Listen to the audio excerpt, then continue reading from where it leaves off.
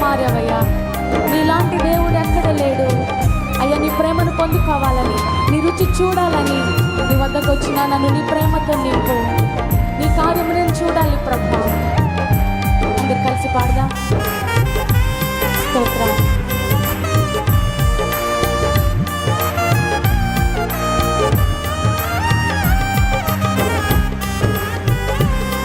చివరి వాళ్ళు కూడా గట్టిగా చప్పుడు కొడతాం.